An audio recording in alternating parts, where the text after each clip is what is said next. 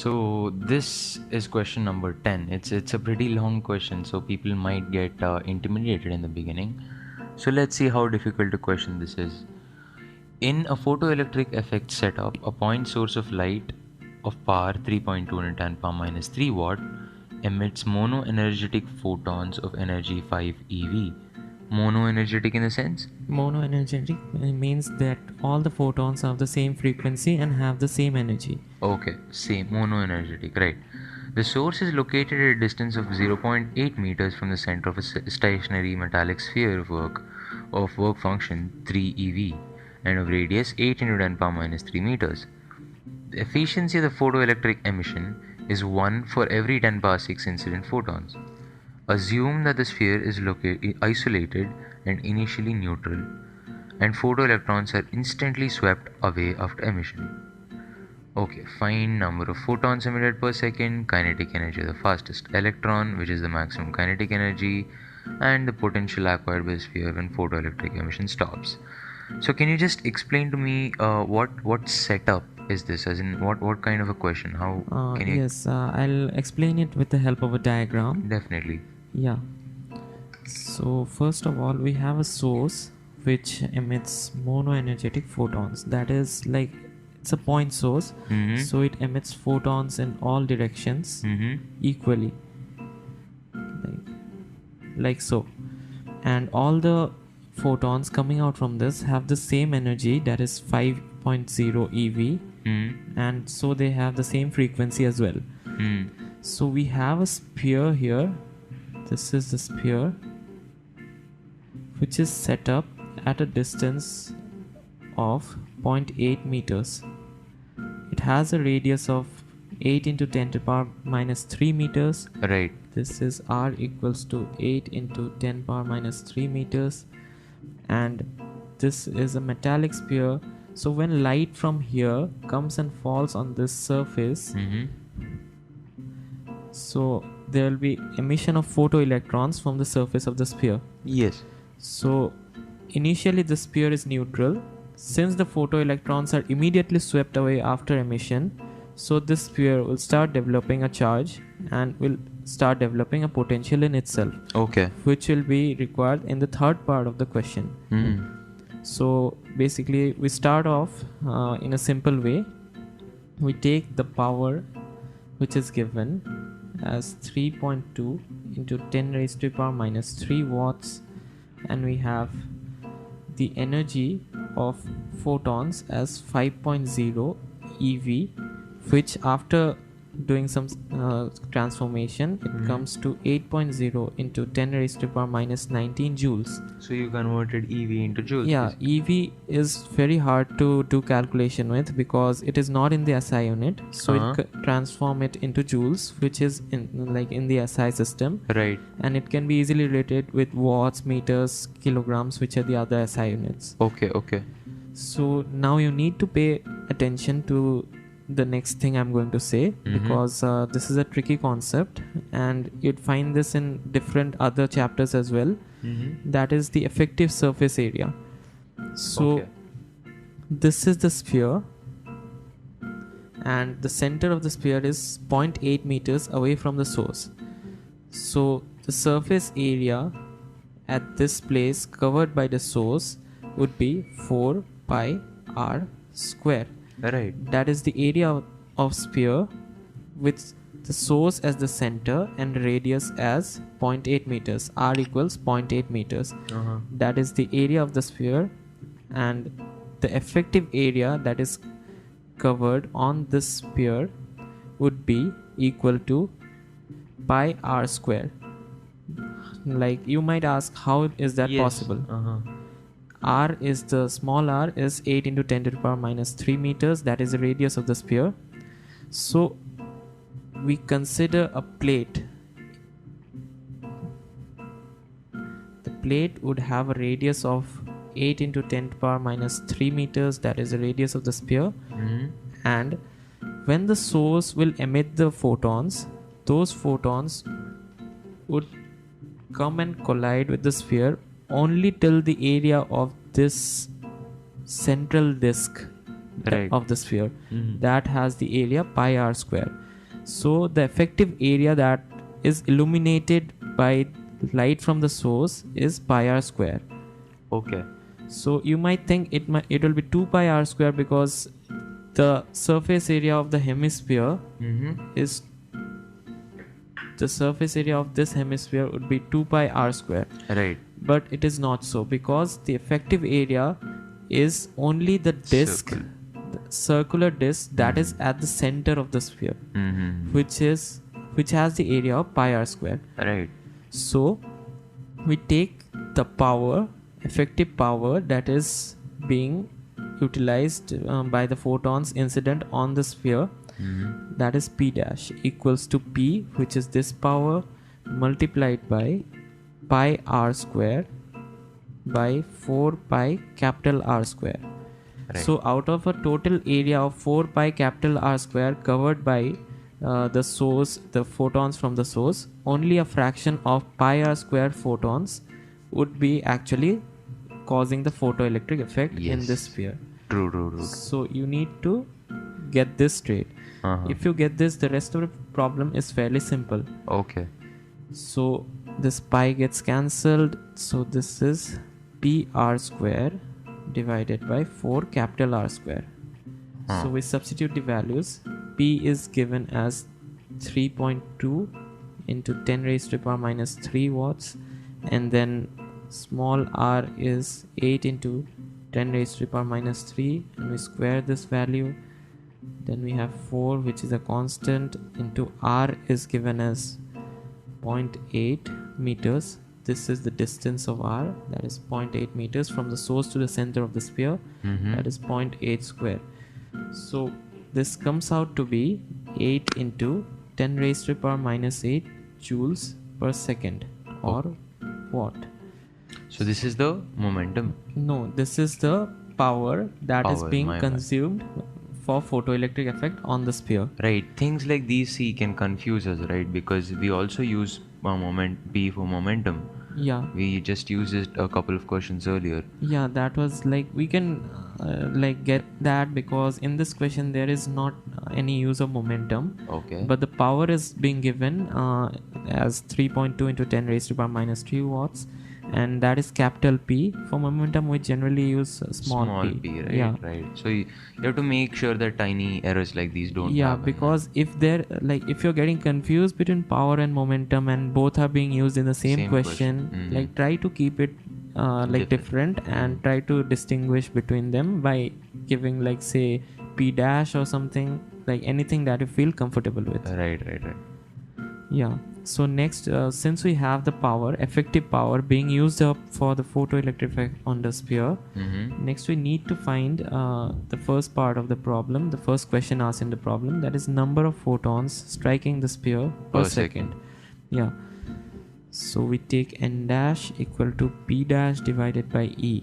So n dash is the number of photons and p dash is the effective power that we found out just now, and E is the energy of each photon.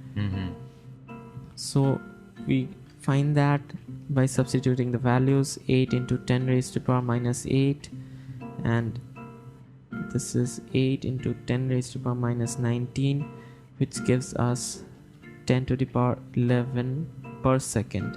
Right. So n dash is 10 to the power 11 photons per second. So that is the number of photons which are incident on the sphere. Per second. Yeah, per second.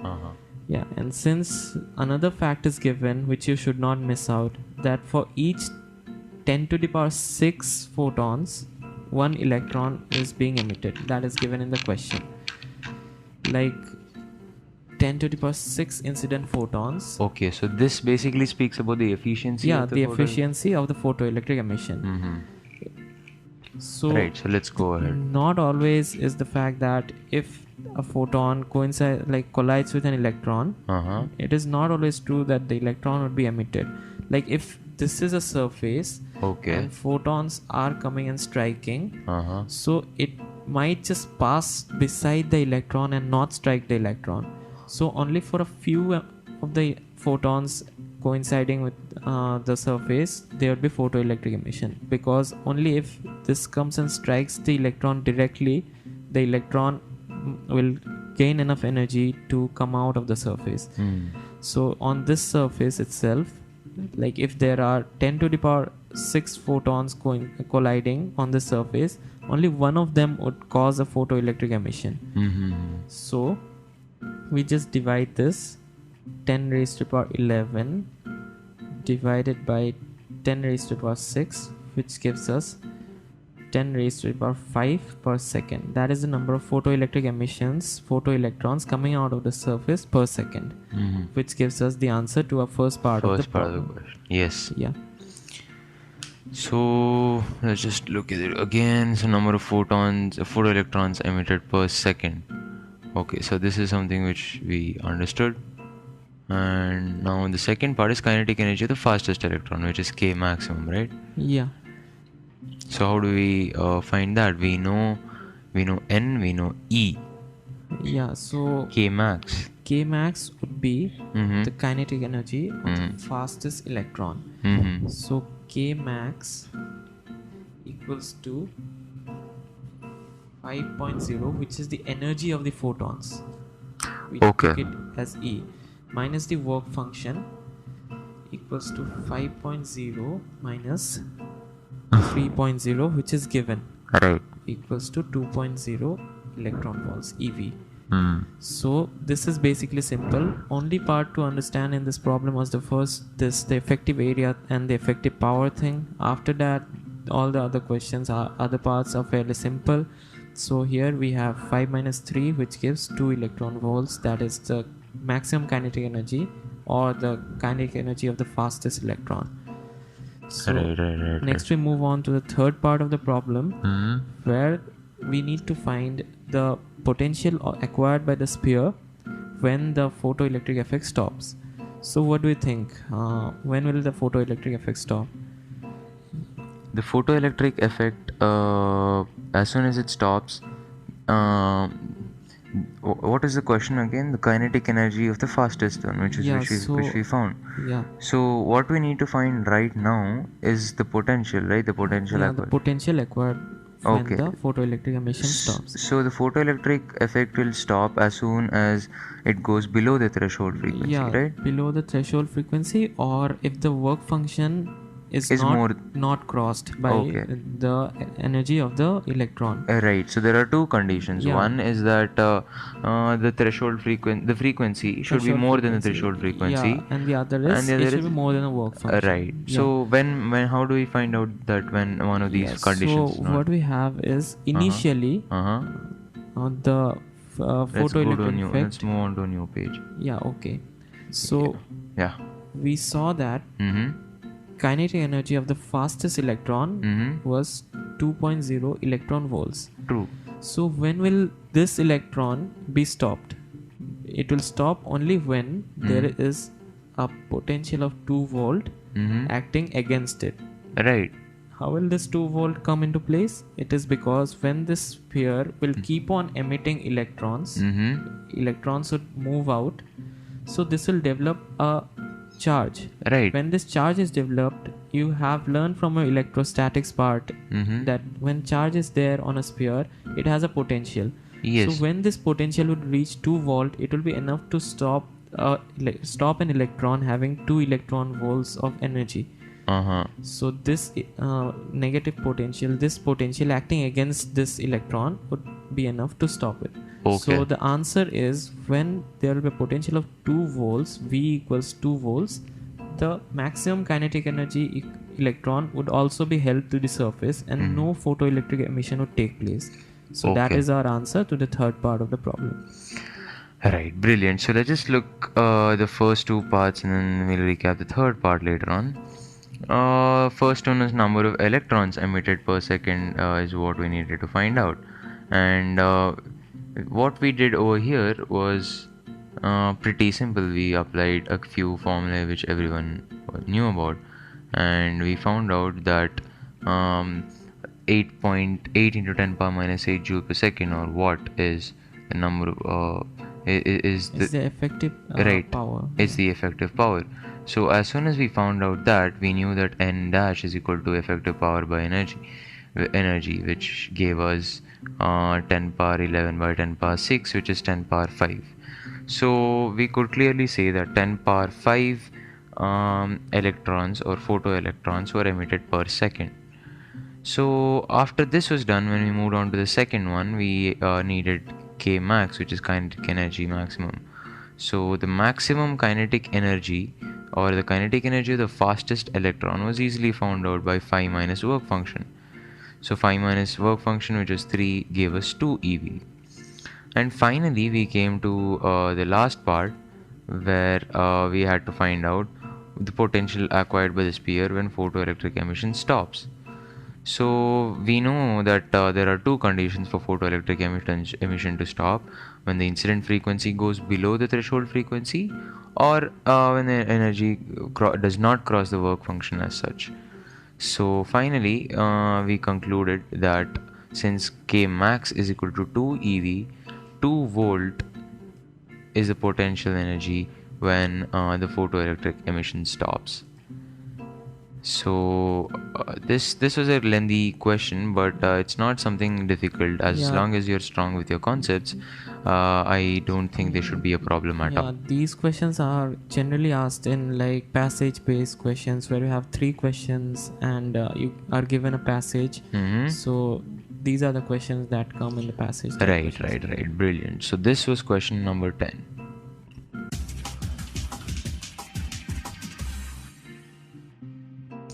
So coming to question 11, when a beam of 10.6 eV photons of intensity 2 watt per meter square falls on a platinum surface of area 1 into 10 power minus 4 meter square and work function 5.6, 0.53% of the incident photons eject electrons. So what we need to find here is the maximum and the minimum kinetic energy of the photoelectrons, and also the number of photoelectrons emitted per second.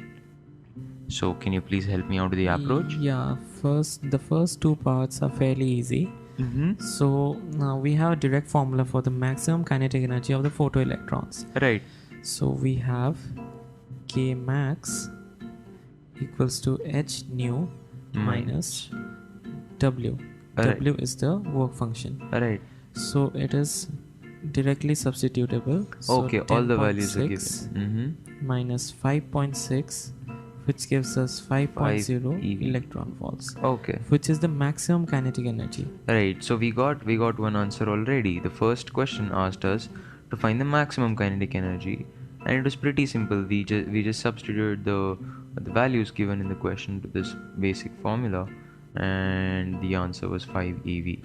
Right. So let's move on to the next question. Minimum kinetic energy. The minimum kinetic energy. This is a question which you generally don't find in like many books or many practice papers. But still this is a question that might be asked, and you might get confused with this. Right. So all you need to do is be strong with concepts. Yeah, this is a question where you need to apply your concepts. So what will be the minimum kinetic energy? Will it be a positive value? Will it be 0? Kinetic energy can't be negative. Right. So a minimum can be 0, right? Yeah, but you might get confused whether it will be positive or something like that. Right. So for this, I'll explain with a figure. If suppose this is the surface and a photon comes and collides with an electron on the surface. Okay. And if this photon gives it enough energy to like overcome the work function, then this electron can move out. But what if it doesn't move out and stays on the surface? Let me tell you, there are some electrons which do not go out of the surface. They just come out of the bond and then they stay on the surface. For that, the velocity is 0 for this electron, so the kinetic energy minimum equals 0. So yeah, this is a tricky question. People might think, oh, how can an electron not move and have no kinetic energy? Yeah, like if it will get emitted, like it will not be bonded, and if there is a slightest external influence, it will go out of the surface. But till then, it is on the surface without any velocity, so the minimum kinetic energy is 0. Right. So what about the third question? The number of photoelectrons emitted. Before the third question, I'd like to give you one note that the kinetic energy of an electron varies from 0 till kinetic energy maximum, that is K max. Okay. So this you need to remember so that you don't get confused with this type of trick questions. The third part is the number of photoelectrons emitted per second. So let's take that to be n. Right. So let us take intensity multiplied by area. So intensity multiplied by area is given, intensity is given, area we know, and then we have the energy. This will give us the number of photons emitted per second. Number of photoelectrons emitted per second. Right.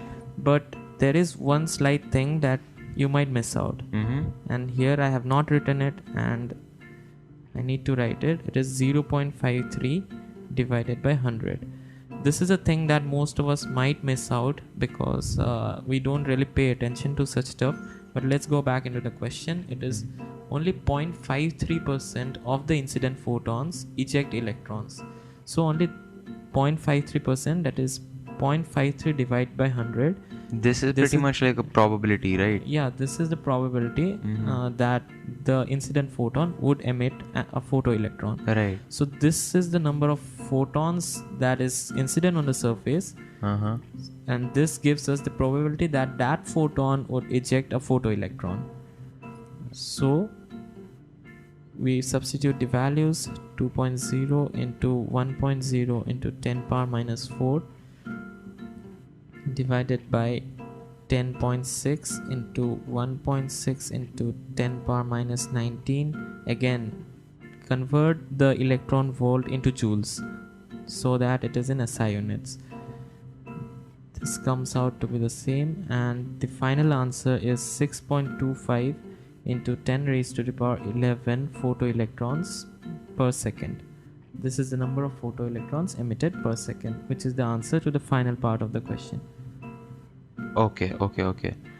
So the final part of the question, all we needed to do was to remember a few concepts, right? That's the formula are given in like different books also, and I have included them in the theory part of this course. But what you need to do is you should remember the extra things that are given, like the efficiency, that is this 0.53%. These things are generally not given, and people seem to miss out on these, but they are fairly simple, and if you basically read the question properly, you'd get to know what is to be done with this.